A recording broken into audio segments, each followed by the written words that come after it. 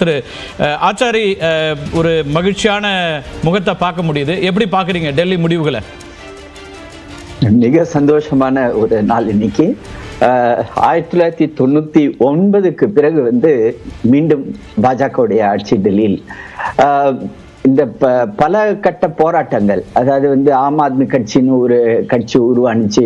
திடீர்னு எங்கேயோ முளைச்ச மாதிரி மக்களை திசை திருப்பி 10 வருஷத்துக்கு முன்னாடி கிட்டத்தட்ட எங்களை 70 சீட்டுகள்ல எங்களுக்கு 3 சீட்டு, அதுக்கப்புறம் நடந்ததுல எங்களுக்கு 8 சீட்டு. வெற்றி பெறும் மக்களை திசை திருப்பி நம்ம சொல்லக்கூடாது, ஏன்னா நீங்க வெற்றி பெற்று இருக்கீங்க.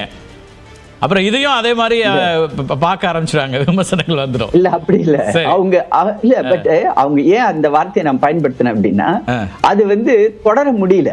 ஏன் தொடர முடியல? இந்த கடந்த 10 வருஷத்துல அரவிந்த் கெஜ்ரிவாலுடைய ஆட்சி எந்த அளவுக்கு அலங்கோலமா ஆயிடுச்சுன்னா, ஒரு முதலமைச்சர், துணை முதலமைச்சர், அவங்களுடைய அமைச்சர்கள் எல்லாருமே இப்ப இருக்கிற சிட்டிங் சீஃப் மினிஸ்டர் ஆதிஷி அவங்கள இப்ப தோல்வி முகத்துல இருக்கிறாங்க. அரவிந்த் கெஜ்ரிவால் தோல்வி அடைகிறார். அதே மாதிரி மணிஷ் சிசோடியா அப்படின்னு பாத்தீங்கன்னா, இவங்கெல்லாம் அந்த ஆம் ஆத்மி கட்சியை கட்டமைச்சு அதை வழி நடத்தி பல்வேறு பொறுப்புகள் இருந்தவங்க, அவங்க எல்லாருமே தோத்துக்கிட்டு இருக்கிறாங்க. இது என்ன செய்தியை சொல்ல வருது அப்படின்னா, மக்கள் ஆம் ஆத்மி கட்சி மேல நம்பிக்கை இழந்து விட்டார்கள். அதுக்கு மிக முக்கியமான ஒரு காரணம் ஊழல் குற்றச்சாட்டு மிக அதிகமாக ஒரு ஆட்சி மேல இருந்தது. முதலமைச்சர் ஜெயிலுக்கு போனாரு, மற்ற சகாக்கள் எல்லாருமே ஜெயிலுக்கு போனாங்க. அப்படின்றது டெல்லியை பொறுத்தவரை பார்க்காத ஒரு விஷயம். இதுல ஊழல் எதிர் எடுத்தாலும் ஊழல். அது நீங்க குடிநீர், உங்க வீட்டுல குடிநீர் சப்ளை பண்றாங்க இல்லைங்களா, அதுல கூட வாட்டர் டேங்க் ஊழல். அதுக்கப்புறமேட்டு மதுபான ஊழல் நம்ம விரிவாவே பேசி இருக்கிறோம்.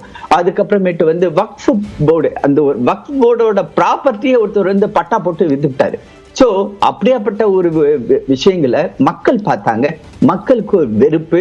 அதே சமயம் வளர்ச்சிக்காக அவர் எதுவுமே பண்ணல. நீங்க டெல்லியில பாத்தீங்கன்னா ரோடு வசதி மிக மோசமாக இருக்கிறது. பொல்யூஷன் மிக அதிகமாக. இன்னைக்கு யமுனா என்ற அந்த ஒரு நதி ஒரு காலத்துல கங்கைக்கு ஈக்குவலா நல்ல ஒரு தண்ணீர் போக்குவரத்தோட இருந்ததுல இப்ப சாக்கடை மாதிரி ஆயிடுச்சு. எந்த ஒரு இடிபி, எந்த ஒரு எஸ்டிபி, எந்த ஒரு கிளீனிங் ப்ராசஸும் அவர் பண்ணல. சென்ட்ரல் கவர்மெண்ட் யமுனா ஆக்ஷன் பிளானுக்கு பணம் கொடுக்குது, அந்த பணத்தை டைவர்ட் பண்ணி அதுல ஊழல். ஆக எதுல இன்னொரு பொல்யூஷன், ஏர் பொல்யூஷன் பத்தி நம்ம பேசுறோம். வருஷத்துல 2 மாசம் மூச்சு விடுறதுக்கே வழி இல்லாம ஒரு பிரச்சனை. ஏன்னா பஞ்சாப்ல இருந்து ஹரியானால இருந்து வரக்கூடிய அந்த புகை மண்டலம். அப்புறமேட்டு எஜுகேஷன் பத்தி அவங்க அடிக்கடி சொல்லிட்டு இருந்தாங்க. அந்த எஜுகேஷன், கல்வி, அந்த கட்டடம், அந்த பள்ளிக்கூடம் கட்டடம், அதுல ஒரு ஊழல். அதுக்கப்புறமேட்டு மொஹல்லா கிளினிக், அவங்களுடைய ஒரு ஃபிளாக்ஷிப் ப்ரோக்ராம். ஒரு மொஹல்லா கிளினிக்னா ஒரு சின்ன ஒரு ஏரியால ஒரு கிளினிக், ஒரு டாக்டர், ஒரு நர்ஸ், அங்க நாங்க பார்க்கிறோம். அது ஆரம்பிச்சதுக்கு பிறகு 2-3 வருஷத்துல அது கிட்டத்தட்ட க்ளோஸ் பண்ணிட்டாங்க. சரி, பேசுறதுக்கு நாள் முழுக்க நிறைய இந்த கருத்துக்கள்லாம் கேட்க போறோம். உங்கள்கிட்டயே கேட்க போறேன். அரவிந்த் குணசேகரனும் இணைஞ்சிருக்காரு, அவர்கிட்டயும் பேசலாம். சுதா, நிச்சயம் உங்கள்கிட்டயும் பேசலாம். நான் அதுக்கு முன்னாடி இதுவரைக்கும் ஏன்னா 10 மணிக்கு புதிதாக வரக்கூடிய வியூவர்ஸ்க்கு நம்ம இருக்கக்கூடிய ட்ரெண்ட்ஸை முதல்ல பார்த்துடலாம். சிவரஞ்சனி மேஜிக் வால்ல இணைஞ்சிருக்கிறாங்க. டெல்லி தேர்தல் முடிவுகளை நாம எப்படி பகுப்பாய்வு செய்யலாம்? நியூஸ் 18 தமிழ்நாடு மட்டும்தான் அதை கொடுக்க முடியும். ஒவ்வொரு விதமாக அதுல இப்ப இருக்கக்கூடிய நம்பர்ஸ் சொல்லுங்க சிவரஞ்சனி, அதுக்கப்புறம் விவாதிக்க. கார்த்திகை செல்வன், இப்போ 70 தொகுதிகள்ல 41 இடங்கள்ல லீடிங்ல பிஜேபி இருக்கு. அதே மாதிரி ஆம் ஆத்மி 29 இடங்கள்ல லீடிங்ல இருக்கு. இது கடந்த அசெம்பிளி எலெக்ஷனோட நாம ஒப்பிட்டு பார்க்கும்போது ஏஏபி, அதாவது ஆம் ஆத்மி கட்சியுடைய அந்த 33 இடங்கள் பிஜேபிக்கு போயிருக்கிறதா அப்படின்ற வகையில தான் நம்ம யோசிக்க வேண்டியிருக்கு. இதை வெறும் நம்பர்ஸா மட்டும் பார்க்காம இவங்க யூஸ் பண்ண ஸ்ட்ராட்டஜியும் நாம கருத்துல எடுத்துக்கலாம். ஏன்னா ஆம் ஆத்மி கட்சியை பொறுத்த வரைக்கும் கடந்த அசெம்பிளி எலெக்ஷன்ல, அதாவது 2020 நாம பார்க்கும்போது மிடில் கிளாஸ் ஓட்டர்ஸ் தான் இவங்களுக்கு அதிக அளவுல ஆதரவை கொடுத்திருந்தாங்க. கடந்த தேர்தலில் இவங்க ஃபுல் ஸ்வீப் பண்ணியிருந்தாங்க. முக்கியமா அவங்கள டார்கெட் பண்ணி ஆம் ஆத்மி கட்சி என்னென்ன சலுகைகள் கொடுக்குதோ அந்த சலுகைகள் அத்தனையும் பிஜேபியால அறிவிக்கப்பட்டிருந்ததை நாம பார்த்திருப்போம். அது இந்த முறை பலனளிக்கிறதா அப்படின்ற ஒரு கேள்வி எழுந்திருக்கு. இப்போ நாம இந்த மிடில் இன்கம் இருக்கக்கூடிய அந்த பகுதிகளில் எந்த அளவுக்கு அவங்களுடைய இன்ஃப்ளூயன்ஸ் இருந்திருக்கு அப்படின்றத பார்க்கலாம். இதோ ஆம் ஆத்மி கட்சியை பொறுத்த வரைக்கும் அவங்க 12 இடங்கள்ல லீடிங் ஸ்டேட்டஸை இழந்திருக்காங்க. அது அத்தனையும் பிஜேபிக்கு தான் போயிருக்கிறது, அதை பார்க்க முடிகிறது.